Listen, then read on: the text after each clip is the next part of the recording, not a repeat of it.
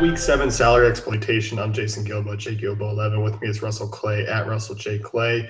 You took a look at salaries this week, and we were kind of talking before about this week being one that's a little tricky. In my opinion, I think it's going to be one that we're going to have to kind of dive into and really look at because there's a lot of games that just kind of scream ugliness.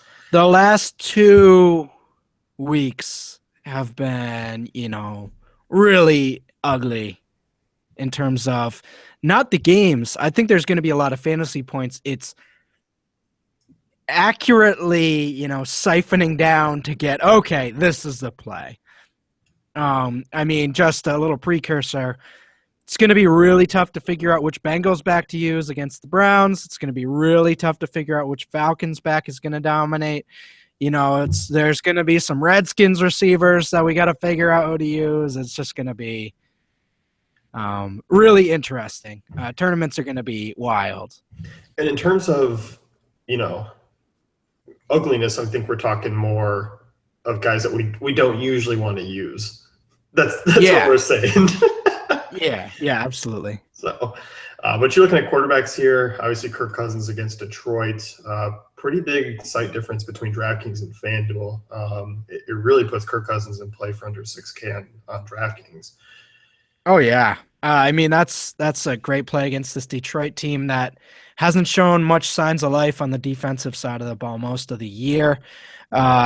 Cousins, starting to get things rolling here. Won 4 games in a row and obviously still getting a ton of red zone, targets. They're moving the ball. Matt Jones is actually looking pretty competent in both, the running game and the screen game, which is good for Cousins. Jamison Crowder looks like a nice little piece. Pierre Garcon playing well. Deshaun always a deep threat. So they got plenty of options there. I think a naked Kirk Cousins on DK could definitely work. Yeah, and I think the one thing to note is that his home and road splits are really Drew Brees-like. I think on the road at Detroit, though, it's kind of still makes you feel a little bit better because of just how bad Detroit's been against the pass. Yeah, absolutely. Next guy here, Marcus Mariota against the Colts. Colts are just bad. Other than Andrew Luck, this whole team is just really bad. And T.Y. Hilton, I like him too, but Mariota, so I think Murray's the play here, but as we've seen, Mariota's looking good. 6K on DK, not in play at all on FanDuel. 7,900, no thanks. But FantasyDraft and DK, I'm certainly looking at him as, a nice option. Delaney Walker isn't necessarily the stacking spot we thought he'd be, but, Mariota making the nice running plays, has Murray to dump the ball off to and has a bunch of plays for us. So I like that matchup against a weak Denver or a weak Colts defense. And obviously we saw the, Kendall Wright didn't play a ton of snaps, but was relevant when he was out there. If he gives him that deep ball threat, I think that's another weapon that Mariota can use. Certainly. Running backs, as you kind of mentioned before in the intro, trying to figure out which one we want to use against Cleveland. Jeremy Hill, Giovani Bernard. You talk about Hill. In terms of price difference, it's pretty significant. Yeah, Jeremy Hill only 4,000 on DK, which is, I think, really intriguing. Obviously, it's PPR, so you kind of look at that. The difference there is kind of evened out, but against this Cleveland defense, Hill should be able to run wild. Obviously, had that big game against Denver. That FanDuel price, not very appealing at all.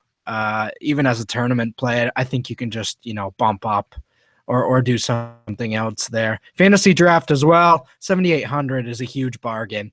So I like Hill, if he gets a touchdown and, 80 yards, he's really hitting value on both sides. Does Bernard have any appeal to you, or is it just more Hill this week? I like both. That's what I mean. It's going to be tough to tell who gets the production between those two and AJ Green. It's going to be a battle, and you're going to have to be a little lucky to win out on picking the right one. But, if you just need something to fit in, I think Hill's an interesting option for sure. It's kind of the same thing here with the Falcons. Tevin Coleman, you talked about 4,900 on DraftKings, 6,200 on FanDuel, 9,800 on FantasyDraft. So pretty much value across the board. The closest cut, though, between him and Freeman is on DraftKings. Yeah, 4,900 is a little tough for Tevin on DK. I mean, I might have a hard time paying for that there. But on 6,200 on FanDuel, I think he's an interesting guy to throw in there. If you are paying up at wide receiver, tight end, or quarterback, I think that's a nice little guy to throw in there as a tournament. He's really just tournaments, but certainly worth the bargain. Yeah, I mean, we look at San Diego. I think you can attack with the run. Really, that game in general is the one that stands out this week in terms of finding a lot of fantasy relevant pieces. Mm-hmm. Wide receivers, you got a group here: Pierre Garcon, Torrey Smith, and Jeremy Maclin. The one price that Maclin at 6,700 on DraftKings is a little up there for me. Very much up there. I mean, he's a contrarian tournament move either way. I just look at this Saints secondary and think, okay, we haven't had a Maclin week all season. Nobody's going to be on him after he's been losing people money all year. This could be a week that you could exploit that. And I mean, he's not going to get a ton of targets. He's going to get 8 targets, but if he can hit, 1 or 2 deep balls like we saw a lot last year, I mean, that's a huge boom. So 68 on FanDuel is where I'm actually looking at him as a value, but DK I think is an interesting tournament swerve. But yeah, compared to the other two here, he's not really a value. So interesting that Torrey Smith, hits that deep ball and gets a lot of targets once Kaepernick gets back. I think that should continue for Kaepernick to look his direction. Torrey Smith is a good receiver for 3,800. I think if he continues to get those targets, the deep plays will continue to come. They should be losing, every game for the rest of the year. So they're going to be in comeback mode. Tampa Bay has a pretty good funnel run D. They should be passing a little more. I like Smith to get 7 or 8 targets and maybe get another deep ball. So if that's the case, 3,800 certainly viable to hit value there. And Pierre Garcon, I mean, talk about next year against Detroit. Obviously, we talked about Kirk Cousins in the secondary really being one to target against. Garcon, obviously, I mean, we don't think him as one of the better, fantasy wide receivers, but this is a guy who can get it done. Is he your preferred out of the 3 there, with Crowder and Jackson being the other 2? Well, him and Crowder are kind of battling right now for snaps. They play literally the same position. I mean, Garcon might be a little more versatile, but generally speaking, they're competing for similar targets. So Crowder's gotten a lot of the red zone work so far, but I wouldn't be surprised if that changes a little as we move forward. Garcon, obviously, 6 catches for 77 yards last week against this Detroit secondary, which is trash. No offense, Detroit, but trash. So, yeah, certainly looking at that there. 6,100 on FanDuel. But overall, I think he's an interesting tournament punt in the way, a lesser Kenny Britt is how I would describe it last week. Not the 3 touchdown Kenny Britt, but what, an actual projection of what Kenny Britt could get, And also, I mean, Jordan Reed's out again. That's obviously going to shift a lot of targets into these wide receivers. Mm-hmm. It's, you look, if Reed comes back, it seems like we almost have to cut 1 or 2 and kind of narrow it down. Definitely. So, tight ends, you're looking at Jimmy Graham, Jack Doyle in terms of the pricing differences. You brought this to mention. I didn't even know Dwayne Allen left the game last night, but if that's the case, I mean, we got a punt tight end on our hands. Yeah, if you played a lot of the primetime slate, you became very aware of Dwayne Allen in the early second quarter with when they panned to him and his ankle was just wrapped in like a foot of tape, and you were just like, well. And they said, yeah, in that announcement, they said, yeah, questionable to return. Yeah, questionable, right. And then about 5 minutes later, they came out and said he was out. But yeah, Jack Doyle going to see a similar role as he did last week, similar in the red zone. Without Moncrief, they need some goal line targets. 2,500 on DK, 4,700 on FanDuel, 5K on FantasyDraft. The punt play, pretty easy. Going to get low ownership again.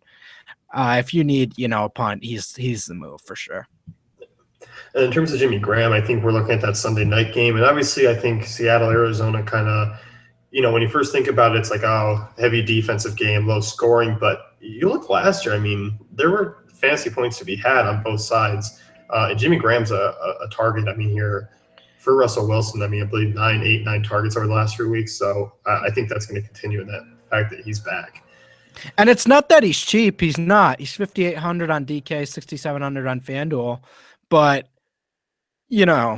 it's Jimmy Graham. He's back. We have to assume it's Jimmy Graham from the Saints days going forward, and especially getting 9 targets a game in a Russell Wilson offense.